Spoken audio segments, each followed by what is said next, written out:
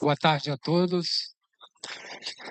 Queria agradecer muito a todos os organizadores, as empresas, instituições que estão promovendo o evento. Agradecer ao Djalma pelo contato gentil, propiciar minha vinda aqui. Também queria comentar que a epifania de Cláudio é inspiradora, né?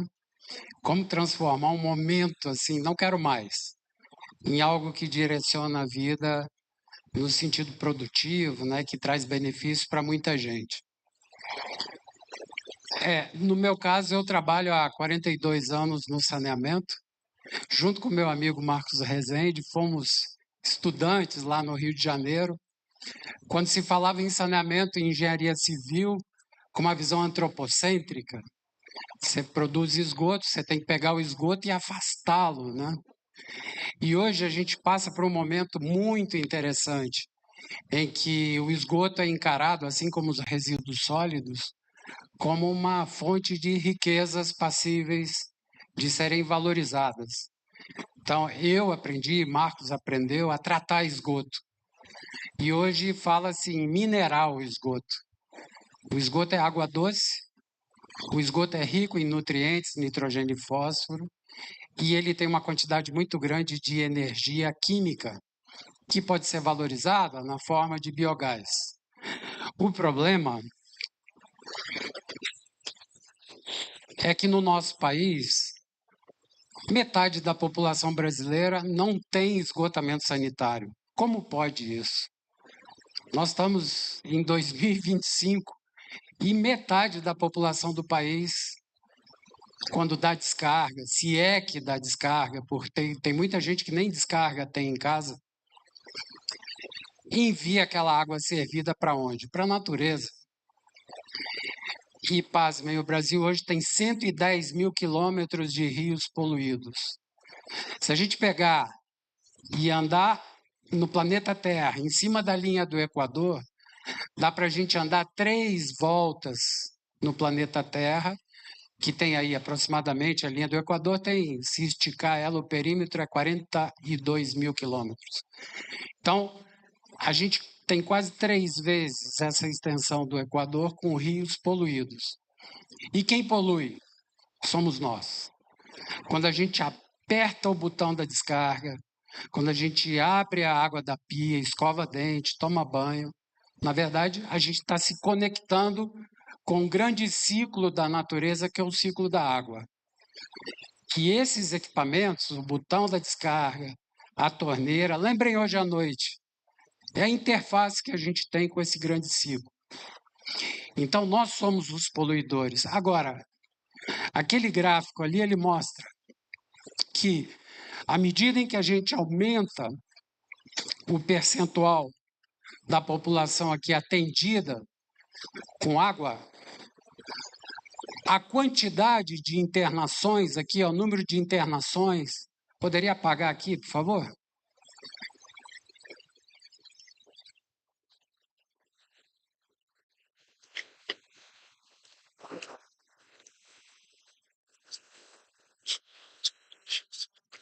Ele poderia focar aqui, mas seria bom focar aqui. Bom,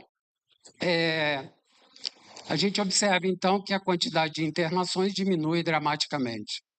Acho que muita gente já deve ter ouvido falar, cada dólar investido em saneamento retorna em 4 vezes internalizando na economia, com benefícios para a economia, né? Então, $1 investido geram $4 para a nossa economia, né? Essa é a situação do Brasil. Nós temos 34 milhões de brasileiros que não bebem água tratada, água potável. Tem muita gente bebendo água bruta. É água que é simplesmente coletada na natureza, aduzida e distribuída. Eu tive a oportunidade, a minha epifania, Cláudio, foi na Amazônia. Eu fui rondonista em 1984, eu fiquei 6, 7 meses lá no interior da Amazônia construindo fossa seca. E eu estudava na UERJ, no Rio, e eu estava no último ano de engenharia civil, com ênfase em sanitária. Eu fiquei tão encantado com o que eu vi, me senti tão útil, que eu falei para meu pai, pai, não vou voltar, eu vou fazer uma formatura remota. Meu pai, meu primeiro filho que eu formo tem que voltar. E aí eu voltei. Mas ali é que eu decidi que eu seguiria o caminho do saneamento, que é, no meu modo de ver, a engenharia mais próxima, né, do ser humano, que a gente lida com saúde coletiva, né? Então, o Brasil hoje tem essa quantidade muito grande de pessoas sem abastecimento de água e uma quantidade muito maior sem esgotamento sanitário. Resultado, grande parte da nossa população tem contato com água contaminada e aí os nossos indicadores de saúde são muito ruins. Vou falar sobre o Caparaó. Qual a situação do nosso estado aqui, o Espírito Santo? Esse trabalho aqui foi feito com alunos da pós-graduação da UFES. A gente pegou dados do IBGE, dados do SNIS, que é o Sistema Nacional de Informação e Saneamento, compilamos tudo isso e identificamos as áreas aqui onde há o maior déficit de saneamento rural. Eu posso afirmar para vocês categoricamente que ainda hoje 90% da nossa população capixaba não tem saneamento no campo. 90%. As pessoas fazem o que podem para gerenciar suas excretas. Água. Eu fui chefe do laboratório de saneamento na UFES durante muito tempo e cansei de receber a amostra de água daquele sitiante. Ah, tem uma nascente, água clarinha, maravilhosa. Quando você faz uma colimetria, detecção de coliformes, a água está lotada de coliformes, né? Então, o aspecto da água muitas vezes engana. E tem muita gente bebendo água contaminada. A consequência disso aqui, ó, quanto mais escura é a cor, maior a ausência de saneamento, repercute nessas cores mais quentes aqui, que quer dizer o seguinte, ó, quanto mais vermelho, maior é a poluição dos corpos d'água no nosso estado durante os períodos de estiagem. Você sabe, o Espírito Santo é um estado que tem rios pequenos, com baixa capacidade de diluição de cargas poluidoras. Então, todo o esgoto que chega no corpo d'água causa um impacto muito grande. Então, o nosso estado, a gente pode considerar ele quase todo poluído. Aqui no Caparaó ainda tem áreas melhores. Outro aspecto muito importante são as mudanças climáticas. Então, vocês têm visto aí, tem muita gente estudando isso. Lá na Engenharia Ambiental da UFES, a gente tem um grupo dedicado a isso. E o que se prevê aí com os modelos matemáticos, que muita gente no mundo inteiro vem trabalhando, é uma alteração do regime de chuvas no nosso país, uma alteração significativa. Observem, infelizmente, a Amazônia, altamente impactada. Quanto maior a cor, mais escuro, maior o impacto. Mas nos interessa aqui ó, o Espírito Santo, que tende a sofrer significativamente com as mudanças climáticas, resultando em situações que a gente já tem vivido. Vocês sabem, em 2015, 2016, na região metropolitana de Vitória, mas no estado inteiro, a gente teve um secão, ou seja, a Cesan durante, aqui também, né? Durante 2 anos, a Cesan teve que fazer manobras de abastecimento rotacionando as áreas da cidade que seriam abastecidas com água potável, porque faltou água. Rio Santa Maria e Rio Jucu, 2 rios muito pequenos. Então, a situação do nosso estado preocupa, embora o Caparaó, aqui, ó, com cores verdes e amarelas, a disponibilidade hídrica ainda é satisfatória, mas grande parte do nosso estado é muito sensível à questão de saneamento. Aí, Marcos, eu vou voltar lá no nosso querido professor Sinamon, que foi um dos grandes formuladores dos conceitos que foram aplicados no saneamento do Brasil até ano 2000, vamos dizer assim. Depois as coisas começaram a mudar. Mas o saneamento até hoje, com a visão antropocêntrica, tem uma concepção muito importante, que é a barreira sanitária, é um conceito muito importante. Ele diz o seguinte: se você mora numa área que tem abastecimento de água, esgotamento sanitário, limpeza urbana, gerenciamento de águas pluviais, que a gente chamava de drenagem, né? E controle de vetores, aí você vê o fumacê passando e tudo mais, você tem uma barreira sanitária muito eficaz. Agora, um pequeno detalhe: a barreira de fato é eficaz se ela for universal.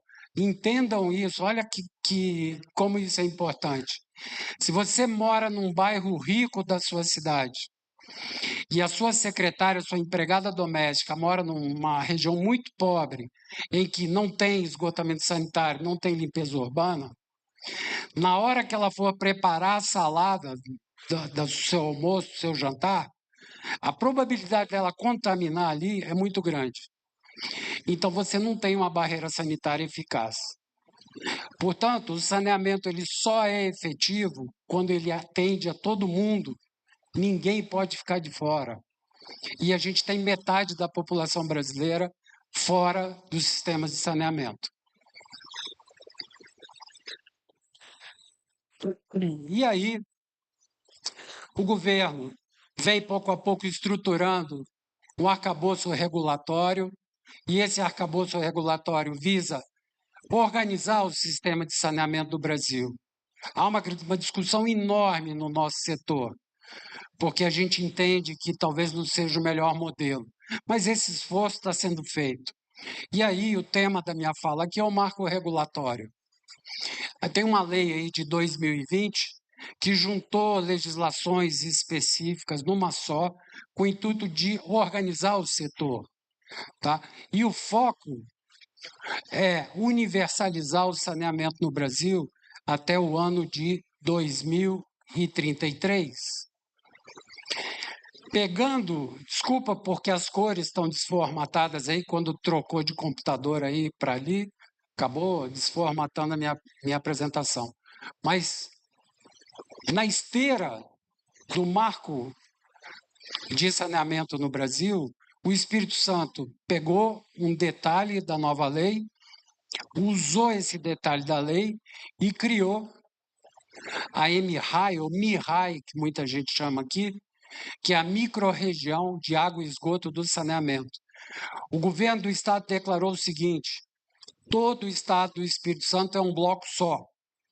Então está todo mundo junto ali e, fazendo isso, de certa maneira, tirou a autonomia dos estados e direcionou para o governo do estado um poder, ou pelo menos dessa autarquia, porque isso aqui é uma autarquia, englobando 78 municípios, nós vamos ter um poder central planejando as ações de saneamento no nosso estado.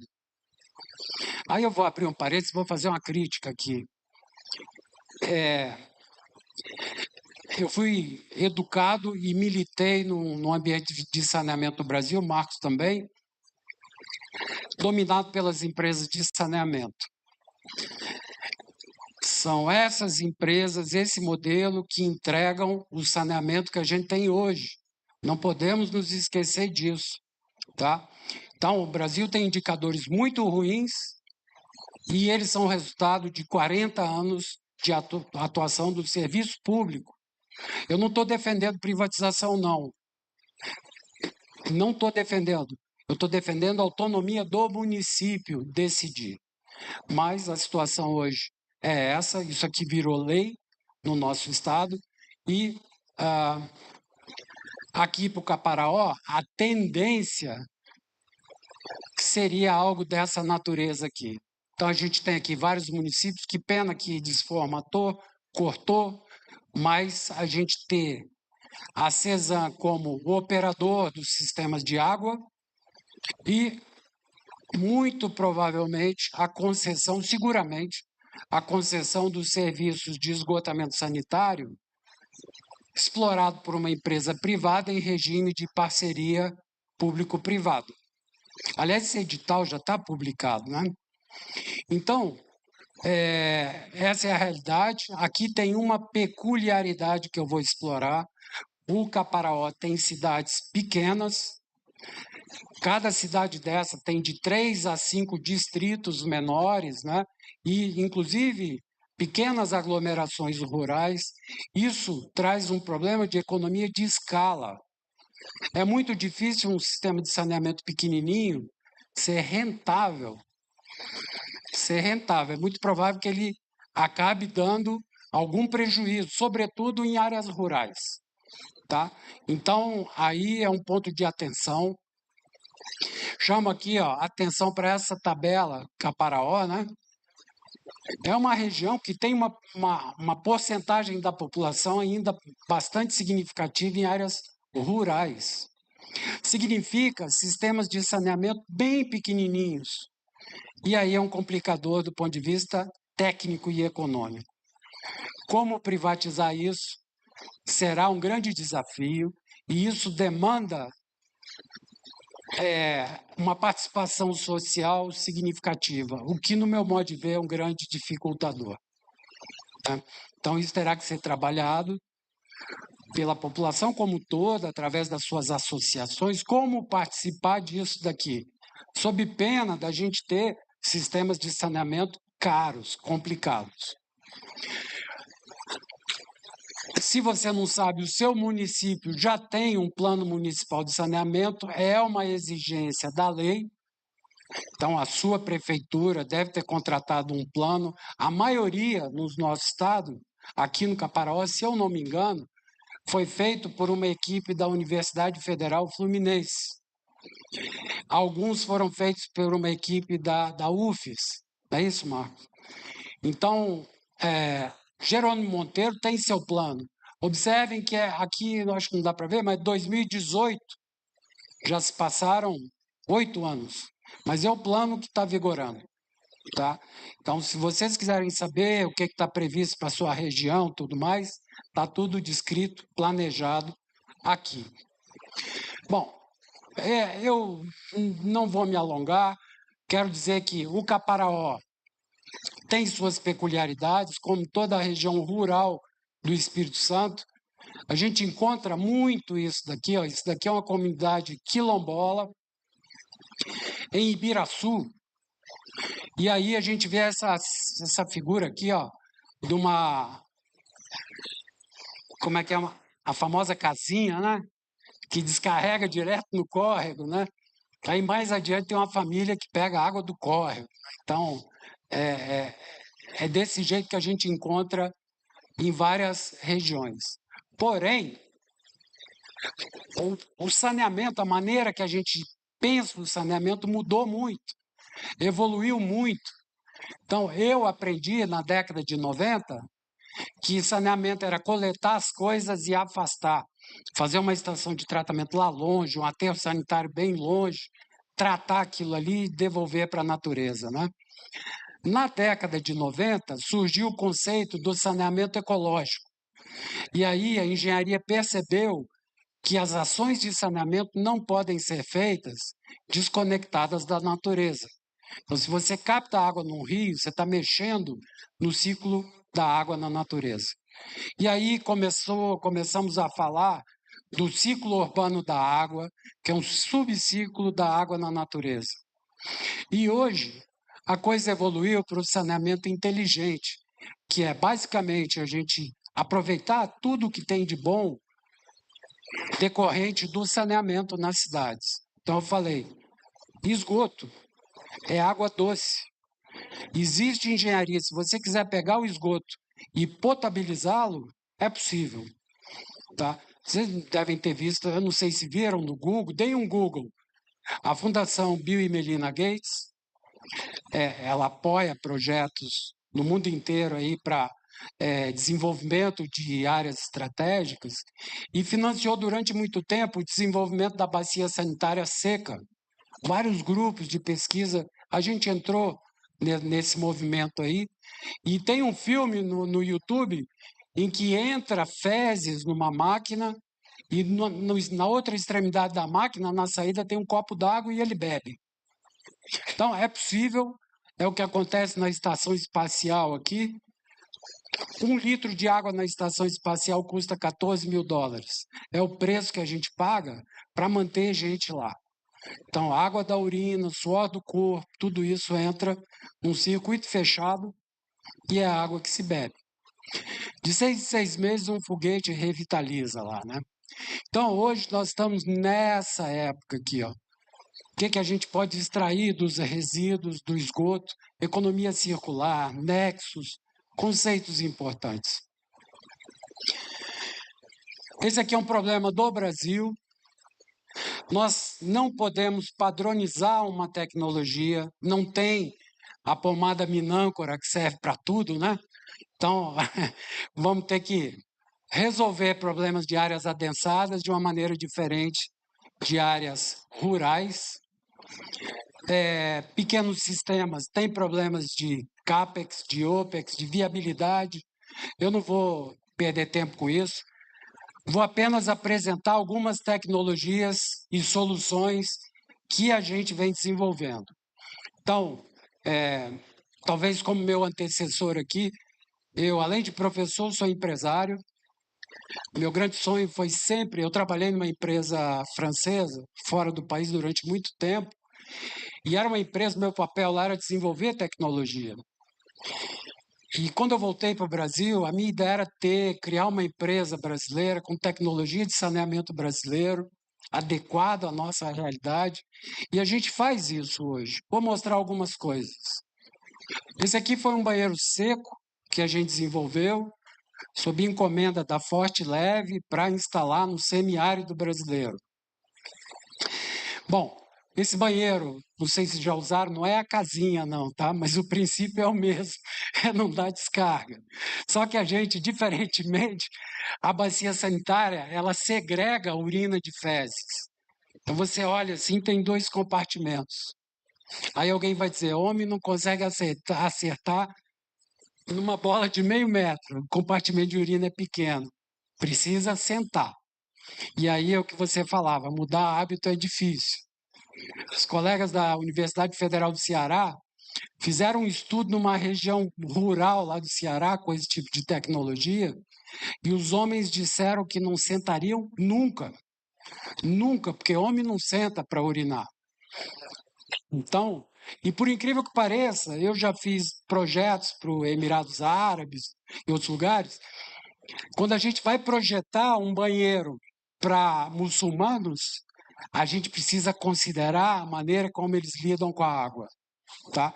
Então, aspectos culturais são muito importantes nesse segmento. Esse aqui é o nosso banheiro, a gente instalou em Ibiraçu aqui, ó, uma área de quilombolas. Depois, a Forte Leve, pena que a luz não está me favorecendo aqui. Eu pediria que desligassem. Gente, é mais importante a tela do que eu aí na imagem. Então, ó, 70 famílias beneficiadas aqui com essa tecnologia. Depois, a pedido até da Funasa, a gente foi buscar uma tecnologia de um colega lá na Universidade Federal de Santa Catarina, de Campina Grande, são os digestores Y. Muitos foram instalados aqui na região, né? Isso foi desenvolvido pelo Adriano Van Handel, que infelizmente nos deixou o ano passado, mas é uma tecnologia que substitui a famosa fossa filtro com uma compacidade, com uma eficiência muito grande. Então, a gente fabricou e fabrica aí até hoje. Para áreas rurais, potabilizar a água, é muito importante considerar tecnologias muito simples e os famosos filtros lentos é uma tecnologia utilizada muito na Inglaterra desde o final do século XIX, é de uma eficiência ímpar e não precisa de produtos químicos. Então, se você vai potabilizar a água numa área rural, tem que cogitar o uso de tecnologias muito simples, que é a realidade desse pessoal. É muito difícil levar coagulantes. nós estudamos aquela questão da Amazônia, né? Até durante muito tempo a Funasa levava cloro, coagulante de helicóptero para comunidades indígenas no interior da Amazônia, que é algo muito difícil de manter, né? Nós, hoje em dia, concebemos sistemas compactos de tratamento. Eu entendo que evitar uma obra com concreto, em que toda aquela logística de levar material de construção para áreas remotas é complicado. Então, a gente tem trabalhado muito com sistemas pré-fabricados, leves, estanques, e que podem chegar prontos no local. Então, hoje mesmo, a gente entregou uma estação no hotel da Redditor, em Salvador. A estação chega pronta, eles se instalam, e aí tem todo um processo de partida, porque é um processo biológico também, né? Foi essa tecnologia que a gente utilizou para instalar o sistema de tratamento de esgoto e de água cinza para produzir água de reuso para a estação Comandante Ferraz, que é a estação antártica brasileira, lá no continente antártico, lá na Antártica, né? Então, a estação ela foi colocada dentro de um container e daqui a gente embarcou para a China, porque foi uma empresa que construiu essa estação antártica brasileira, e de Xangai ela foi para o continente antártico. O sistema está lá operando. Todo ano a gente treina a equipe de marinheiros que vai ficar um ano lá na estação. Aqui mais alguns sistemas, né? Então, sistemas prontos, instalados em várias comunidades no Brasil inteiro. Essa é outra tecnologia que a gente tem utilizado bastante, e aqui eu emprego um termo que foi usado pelo Cláudio, né? Que é soluções baseadas na natureza. Hoje em dia, na área de saneamento, tem um eixo de desenvolvimento tecnológico só sobre isso. E aí se utiliza muito o poder depurador do solo, das macrófitas, as raízes das plantas, que tem um potencial muito grande para tratar o esgoto. E aí são várias tecnologias. E a gente tem trabalhado com tratamento de esgoto, mas também com produção de água de reuso. Isso aqui, ó, é um jardim filtrante que está dentro da sede da Cicobi, ali em Santa Lúcia, em Vitória. Um prédio muito bonito. Quando você chega lá, você vê um jardim, mas não sabe que é um sistema que está produzindo água de reuso. Tá? Então, a água de reuso está aqui, ó, é um banco que tem 100 funcionários. Tá? Quando a gente for fazer sistemas um pouco maiores, 1.000 habitantes, 2.000 habitantes, algumas sedes aqui rurais do Caparaó, distritos, desculpa, utilizam tecnologia desse tipo aqui. Então, a gente começa a compactar os sistemas e produzir estações menores, compactas também, pré-fabricadas. Em alguns casos, e é algo que eu defendo bastante, se vocês lembrarem daquele mapa do Espírito Santo, que mais da metade do nosso estado tem problema com água, insegurança hídrica, eu defendo que o saneamento seja integrado com a agricultura. Então, nós vamos pegar o esgoto, vamos tratar o esgoto e vamos produzir água de reuso. E isso, em alguns casos, está acontecendo, principalmente em indústrias. É o caso da Vale do Rio Doce, onde a gente tem 5 estações ali no Complexo de Tubarão, produzindo água de reuso para descarga sanitária, umectação de vias. E também alguns pátios da Vale em todo o Brasil, desde a Amazônia até a nossa região. Concluindo, a gente está numa situação ainda muito delicada em termos de saneamento. Dê uma olhada no plano municipal da sua cidade, se interesse por isso. As coisas estão mudando muito, Djalma, e eu até agradeço a oportunidade de estar aqui, porque o que vai acontecer no saneamento do Caparaó no ano que vem, daqui a 5 anos, eu acho que é muito difícil alguém cravar o que vai acontecer. Mas é muito importante um planejamento com participação social, que é o que não está acontecendo. pelo menos não na intensidade que tem que acontecer. E também que quem for planejar considere novas tecnologias, que não planeje ações de saneamento do século XX, que até hoje está acontecendo aqui no nosso estado. Muito sistema de saneamento que já nasce velho e não contribui para a sustentabilidade do nosso setor. Eu agradeço muito o espaço, desculpa se eu tomei muito tempo, passei do horário. Muito obrigado a todos.